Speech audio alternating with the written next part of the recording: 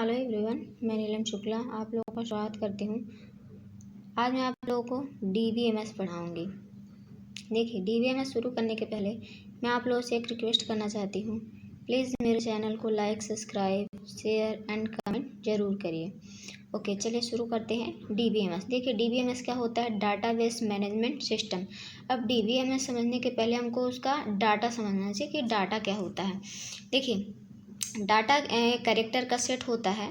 Data को character के help से हम रिप्रेजेंट कर सकते हैं, जैसे अल्फ़ाबेट हो गया A to Z, 0 to 9, या कोई special character plus minus greater than, less than, मतलब डाटा कुछ भी हो सकता है। उसे text, number, picture, sound, video represent कर सकते हैं। इसका मतलब ये होता है कि डाटा हमारे कैरेक्टर का सेट होता है। कैरेक्टर कुछ भी हो सकता है, अल्फ़ाबेट हो सकता है, या हमारे कुछ नंबर्स हो सकते हैं, कुछ ऑडियो, वीडियो। इसके द्वारा हम किसी भी डाटा को रिप्रेजेंट कर सकते हैं। डाटा हमारा कुछ भी हो सकता है, मतलब जो भी हमारा इंफॉर्मेशन है वो पूरा क्या कहलाएगा? एक प्रकार का वो डाटा है। ठीक है। अब डाटा के बाद आप समझते हैं हमारा डाटाबेस क्या होता है। देखिए, डाटाबेस क्या होता है? डाटाबेस एक ऑर्गेनाइज इंफॉर्मेशन का कलेक्शन होता है। ठीक है। डाटाबेस में किसी भी इंफॉर्मेशन को स्ट्रक्चर के फॉर्म में स्टोर किया जाता है। देखिए, जो डाटाबेस होता है वो इंफॉर्मेशन का कलेक्शन होता है। इंफॉर्मेशन मतलब क्या होता है? मतलब जितने भी डाटा होते हैं तो उन सब डाटा का किसी भी इंफॉर्मेशन को कलेक्शन कहलाता है। जैसे मान लीजिए, कॉलेज में अगर एक रजिस्टर बनाते हैं, स्टूडेंट से रिलेटेड रजिस्टर बनाते हैं, तो उस रजिस्टर में स्टूडेंट से रिलेटेड पूरी इन्फॉर्मेशन होगी। वही इन्फॉर्मेशन क्या कहलाएगी? डाटाबेस कहलाएगी। मतलब इसका मतलब ये है कि अगर हम कोई रजिस्टर बनाते हैं तो उस रजिस्टर में स्टूडेंट से रिलेटेड पूरी इन्फॉर्मेशन रखेंगे, ताकि भविष्य में हम उस इन्फॉर्मेशन को एक्सेस कर सकें। तो डाटाबेस में इंफॉर्मेशन का कलेक्शन होता है, जिसे हम एक स्ट्रक्चर के रूप में ऑर्गेनाइज करते हैं, एक स्ट्रक्चर के फॉर्म में ऑर्गेनाइज करते हैं। जैसे स्टूडेंट का नेम हो गया, एड्रेस हो गया, मोबाइल नेम हो गया, फादर्स नेम हो गया, रोल नंबर हो गया। तो ये सब स्टूडेंट से रिलेटेड इंफॉर्मेशन है, उनको एक स्ट्रक्चर के फॉर्म में हम ऑर्गेनाइज करते हैं। ठीक है। अब देखिए, डाटाबेस का जो मेन काम क्या होता है?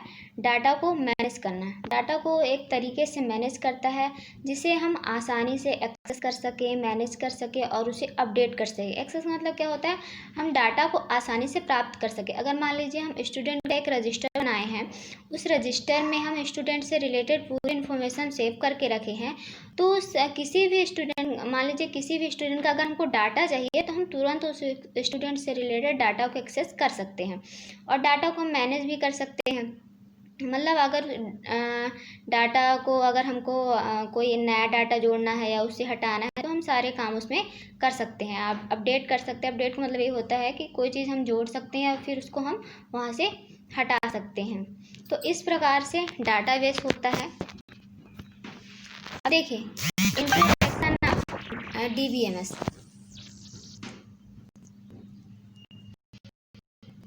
Introduction of DBMS। अब देखिए, DBMS क्या होता है? Database management system. इसका मतलब ये होता है कि किसी भी डाटा को एक मैनेजमेंट तरीके से ऑर्गेनाइज किया जा सके। एक मैनेजमेंट तरीके से जब उस डाटा को हम ऑर्गेनाइज करेंगे तो उस डाटा को एक्सेस करने में हमको हेल्प मिलेगी। मतलब उस डाटा को हम तुरंत प्राप्त कर सकते हैं, और तुरंत प्राप्त करने के साथ साथ उस डाटा को हम मैनेज और अपडेट कर सकते हैं, मैनिपुलेट कर सकते हैं, और इन्फॉर्मेशन को प्रोड्यूस कर सकते हैं। मतलब किसी भी डाटा को हम मैनेजमेंट तरीके से रखते हैं तो उस डाटा को हम आसानी से प्राप्त कर सकते हैं। जैसे मैं आप लोगों को बताई हूँ, अगर हमको कॉलेज के कोई भी स्टूडेंट का अगर डाटा रखना है तो उस डाटा को हम एक मैनेजमेंट तरीके से रखेंगे। मैनेजमेंट तरीके मतलब हमारा जो PGDCA का हम अलग डाटा रखते हैं, और सेकंड PGDCA का अलग रखते हैं, BCA का अलग रखते हैं, MSc का अलग रखते हैं। इससे क्या होता है? सभी डाटा हमको आसानी से मिल जाते हैं। तो ये होता है हमारा DBMS, डाटाबेस मैनेजमेंट सिस्टम। मतलब किसी भी डाटा को एक तरीके से ऑर्गेनाइज किया जाता है, एक मैनेजमेंट तरीके से उसको ऑर्गेनाइज किया जाता है, स्टोर किया जाता है, जिससे यूजर उसको आसानी से एक्सेस कर सके। फिर देखिए जो हमारा DBMS है, तो DBMS के कई एग्जाम्पल हैं, बहुत सारे हमारे डाटाबेस मैनेजमेंट सिस्टम हुआ है। जैसे हमारा एसक्यूएल भी हमारा डाटाबेस मैनेजमेंट सिस्टम है, इसमें भी हम डाटा को स्टोर करते हैं। फिर दूसरा हमारा आता है फॉक्सप्रो भी एक रिलेशनल डाटाबेस मैनेजमेंट सिस्टम है।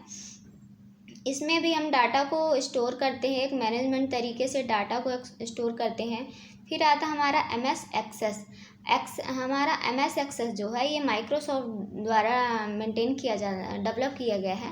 तो MS एक्सेस में भी हम डाटा को एक मैनेजमेंट तरीके से रखते हैं। फिर आता है ओरेकल। अब देखिए ओरेकल एक बहुत अच्छा डाटाबेस मैनेजमेंट सिस्टम होता है। इसमें किसी भी डाटा को आसानी से हम मैनेज भी कर सकते हैं, स्टोर कर सकते हैं और उसको एक्सेस भी कर सकते हैं।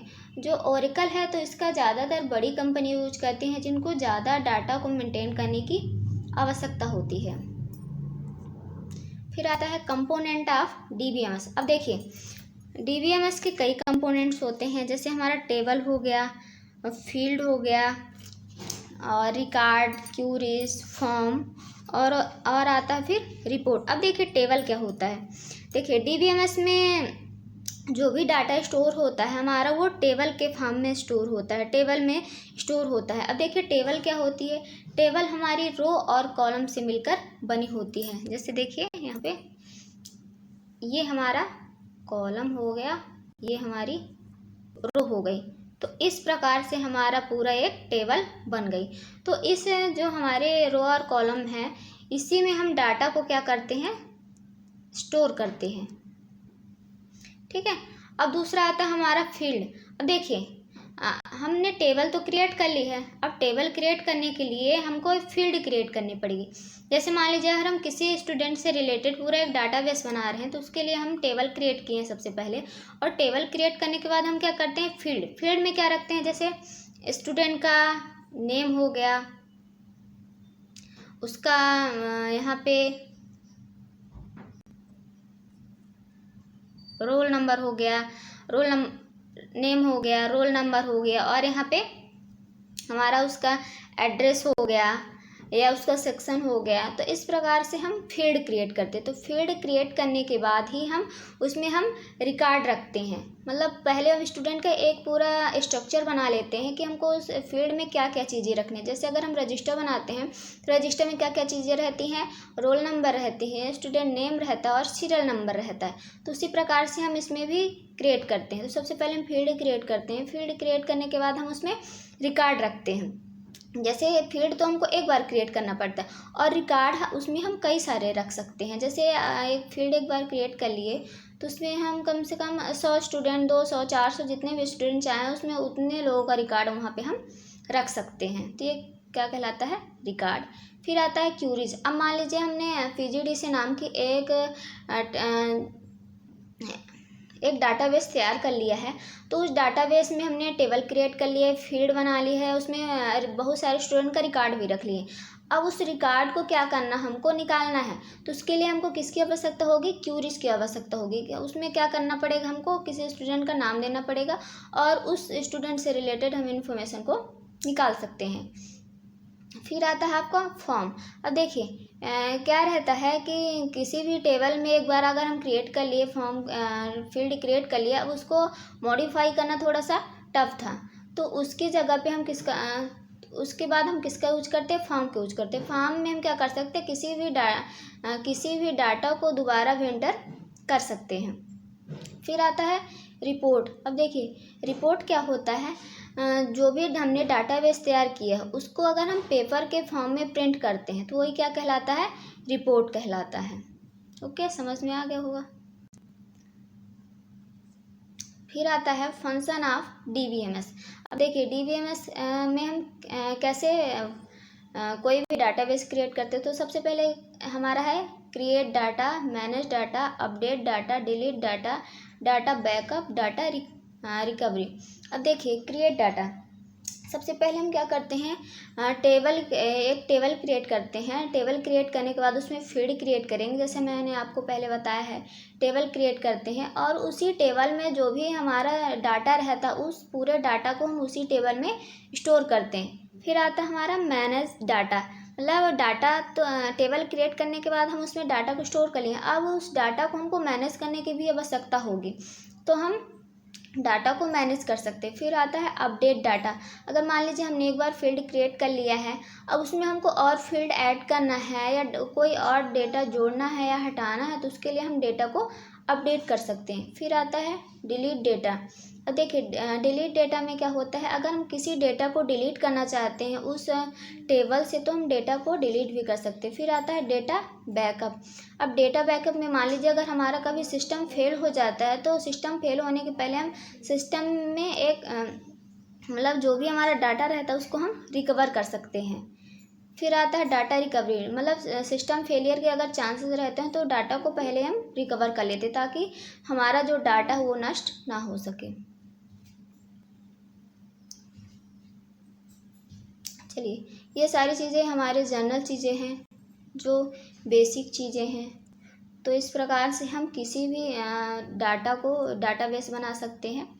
जैसे मैं आप लोग को बताई, अगर कॉलेज का हमको अगर डाटा बनाना है, PGDCA बनाना है, तो सबसे पहले हमें इन चीज़ों का ध्यान रखना पड़ेगा। जैसे मैं आप लोग को बताई हूँ, हमको टेबल क्रिएट करनी पड़ेगी, फील्ड, रिकॉर्ड, क्यूरीज, फॉर्म।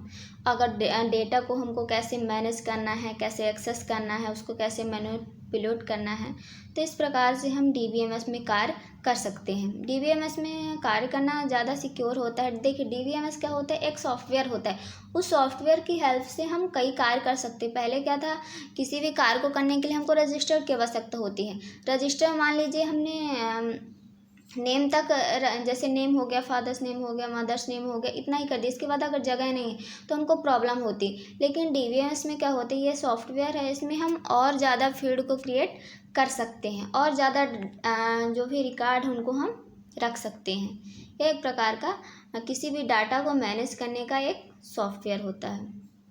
अगर ये वीडियो आप लोग को पसंद आया होगा तो प्लीज़ लाइक, सब्सक्राइब एंड अपने फ्रेंड के साथ शेयर ज़रूर करिएगा। Okay, thank you.